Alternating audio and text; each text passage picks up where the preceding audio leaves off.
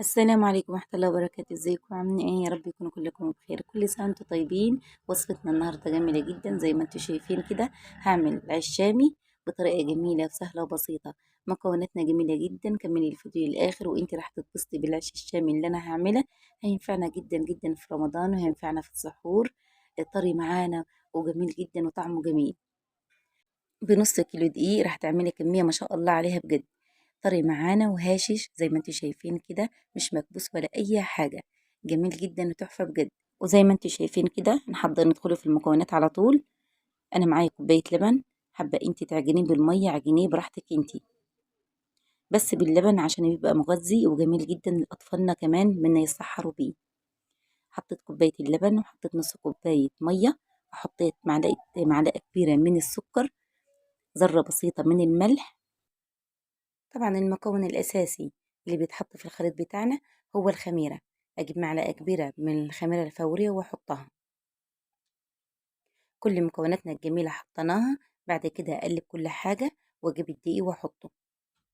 بعد ما خلطت كل حاجة مع بعضها كده زي ما انتوا شايفين، أجيب النص كيلو دقيق وأحطه في الخليط بتاعي. أقلبه دلوقتي بأي معلقة كده، أهدي الدقيق شوية وبعد كده أروح أجناه بإيدي. طبعا أنا حطيت كل المكونات، ولو احتاج مية ممكن أحط له. زي ما انتوا شايفين كده عجنته حلو بايدي كده، ولسه راح اعجنه تاني لغايه ما يخلي العجينه ناعمه خالص. وخلاص على كده عجنت العجين زي ما انتوا شايفين كده ما شاء الله. عجينه طريه مش تخينه قوي. بتلزق في ايدك كده. وزي ما انتوا شايفين انا دهنت وشها نقطه من الزيت عشان ما تبقاش لها قشره من فوق، وهسيبها تخمر مده نص ساعه. والعجين بتاعنا خمر زي ما انتوا شايفين. طبعا انا راح اقطعه على طول.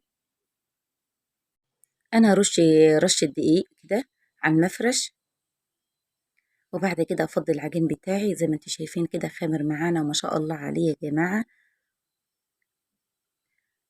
رشة دقيق وبعد كده اقطعه. اقطع قطعتين كده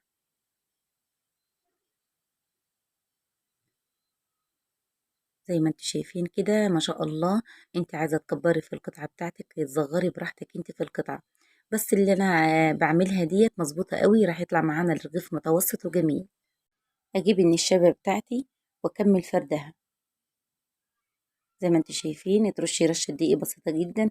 بعد ما افرد العيش بتاعي زي ما انتوا شايفين كده بالنشابة، ممكن تشكليه، ممكن تخليه طويل، ممكن تخليه مربع، وبراحتك انت في التشكيلة. سمكه جميل جدا عشان لسه راح يخمر يا جماعة معانا. انا طبعا حاطة صينية جنبي وفرشاها شاشة بيضة، وارص العجين بتاعي فيها.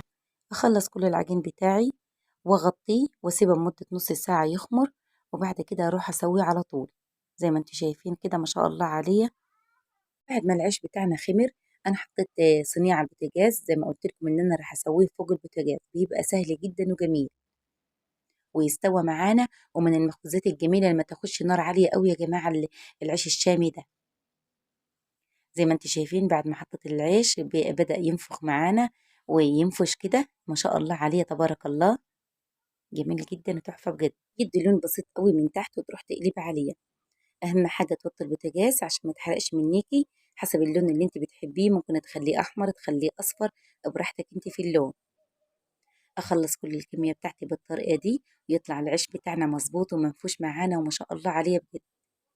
عشان اطولش الفيديو عليكم اخلص كل العيش بتاعي وارجع لكم تاني باذن الله. وخلاص على كده خلصت كل العيش ما شاء الله تبارك الله. بنص كيلو دي عمل لي 18 رغيف بنفس الماس ده يا جماعه.